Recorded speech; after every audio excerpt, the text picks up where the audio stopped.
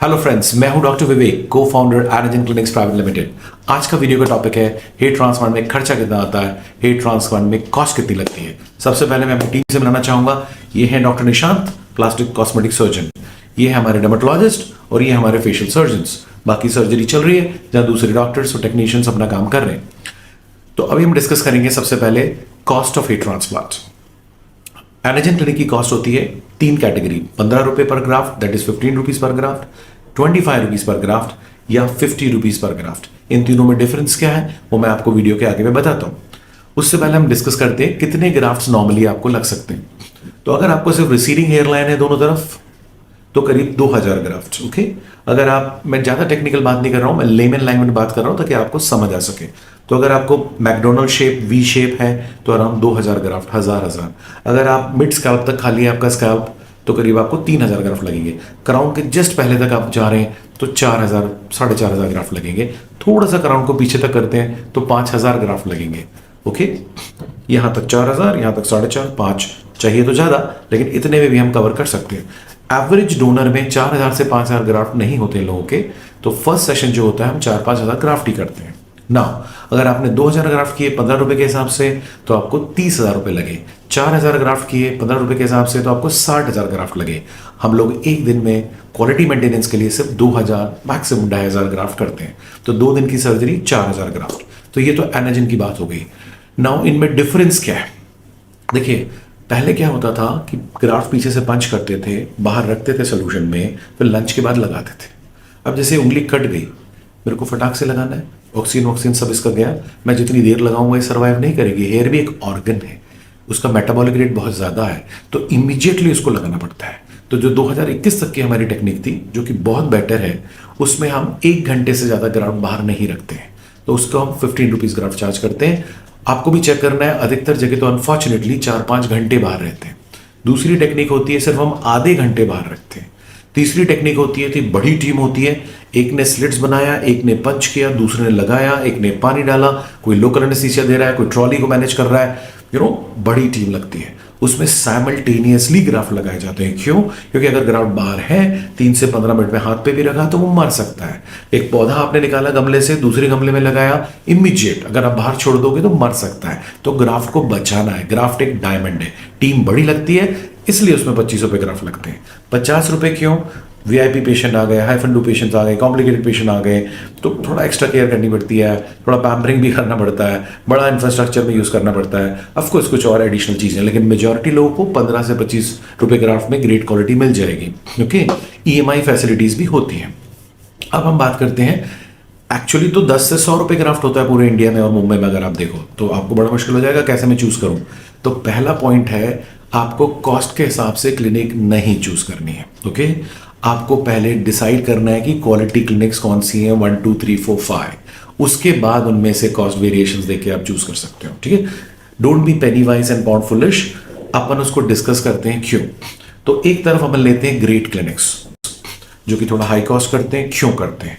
और यहां ले लेते हैं non MBBS doctors, salons, technicians, businessman जो इतना लो करते हैं, उसका नुकसान क्या है। और लास्ट में बताऊंगा जो इन दोनों के बीच में होते हैं, जो सेम क्वालिटी मेंटेन कर लेते हैं और थोड़ी सी कॉस्ट बढ़ा के आपको एक हिंदुस्तानी जुगाड़ जिसे कहते हैं ना, affordable cost. India is known for great quality with affordable cost, दो देन इंडिया इज हिट। टीम लगती है, जितनी बड़ी टीम होगी उतना बढ़िया ट्रांसप्लांट हो सकता है अगर सुपर इंस्टेंट की बात कर रहे हैं। तो ये जो इस तरफ के हम क्लिनिक्स लेते हैं 50-60 जो इंडिया में टॉप में है, इनकी कॉस्ट क्यों ज्यादा है? उनको एनेस्थेटिस्ट रखना पड़ता है तो उसकी कॉस्ट होती है। एनेस्थेटिस्ट रखना बहुत जरूरी है। आपने भी देखा हिंदुस्तान में पिछले 1 साल से और पूरे वर्ल्ड में 5-7 कॉम्प्लिकेटेड केस आ ही जाते हैं, तो अपन को अपने जीवन रिस्क में नहीं रखना है। एनेस्थेटिस्ट इमरजेंसी डॉक्टर कमांडो होता है, वो भी 6000 रुपीज पर डे लेगा। दूसरा जो हम करते हैं टीएमटी स्ट्रेस टेस्ट, हार्ट का हम चेकअप जरूर करते हैं। हिंदुस्तान में 30 से 40 साल की उम्र में लोगों को हार्ट अटैक्स हो रहे हैं, तो हम कोई भी ऐसा केस नहीं लेना चाहते जिसमें किस तरह का डेंजर हो। आपने भी न्यूज में देखा है कितने यंग लोग हार्ट अटैक से जा रहे हैं। तो टीएमटी स्ट्रेस टेस्ट, एनेस्थेटिस्ट, ये सबसे इंपॉर्टेंट है। ये लो कॉस्ट वाला कोई दूर दूर तक भी नहीं रखने वाला है, नंबर 1। नंबर 2, एक्सपीरियंस कितना है डॉक्टर का। देखिए, क्वालिफाइड डॉक्टर तो ग्रेट, बट अगर कोई नया प्लास्टिक सर्जन है, नया डर्मेटोलॉजिस्ट है, उसको 300-400-500 केस तो करने पड़ेंगे तब वो सीनियर के लेवल में आएगा। तो ये भी देखना है कि 5 साल कम से कम क्लिनिक चलना चाहिए, तो उसको 400-500 ग्राफ्ट का एक्सपीरियंस होना चाहिए। दूसरा होता है कि भाई ओटी कैसी है, डिफिब्रिलेटर है कि नहीं, इमरजेंसी ट्रॉलीज हैं कि नहीं, ऑल द इमरजेंसी सिस्टम्स हैं कि नहीं, कि कुछ कॉम्प्लिकेशन हुआ तो हाइजीनिक स्टर्लिटी कैसी है, स्वैब ले रहे हैं ओटी का कि नहीं ले रहे हैं, राइट। ये दूसरा पॉइंट है। तीसरा, जिसके ब्रांचेस होंगे वो सही नहीं है। क्यों? ओनर इंपॉर्टेंट है, इज्जत उसकी है, सब कुछ उसका है। तो जो क्वालिफाइड ओनर होना चाहिए, बिजनेसमैन नहीं होना चाहिए। ओके, सो जो क्वालिफाइड ओनर है अगर वो भी 20 क्लिनिक खोलेगा तो मेंटेन नहीं कर पाएगा। हमारा एक ब्रांच है, एक टीम है और एक सर्जरी है। ओके, उसी क्लिनिक में आपको जाना, एक ब्रांच, एक टीम, एक सर्जरी। ओनर खड़ा होना चाहिए। ठीक है, अगर अधिकतर 50 के बाद आई साइट थोड़ी वीक हो जाती है, अधिकतर 50 के बाद में भी बैक इशू है तो 7 घंटे बैठ नहीं सकते, मगर ओनर खड़ा तो रहना चाहिए कम से कम during the procedure. Okay, so ये 3 बातें हैं। फिर आता है कि इक्विपमेंट्स की क्वालिटी। भाई 10-20 हज़ार की भी एक मशीन आती है एफयू की, और 5 लाख 10 लाख की भी आती है। उसके बाद होता है पंचेस, 500-700 के भी आते हैं, 25,000 के भी आते हैं। उसके बाद होता है कीप इम्प्लांटर्स वगैरह यूज़ नहीं कर रहे, तो बहुत थोड़ी टेक्निकल चीज़ें हैं। तो ये सभी लोग चीज़ यूज़ करते हैं, इसलिए इनकी इतनी कॉस्ट होती है। जो टॉप 50 डॉक्टर्स हैं इंडिया में, इधर आ जाइए नो एनेस्थेटिस्ट, लो कॉस्ट में। क्वालिटी स्टर्लिटी क्या है किसी को पता नहीं।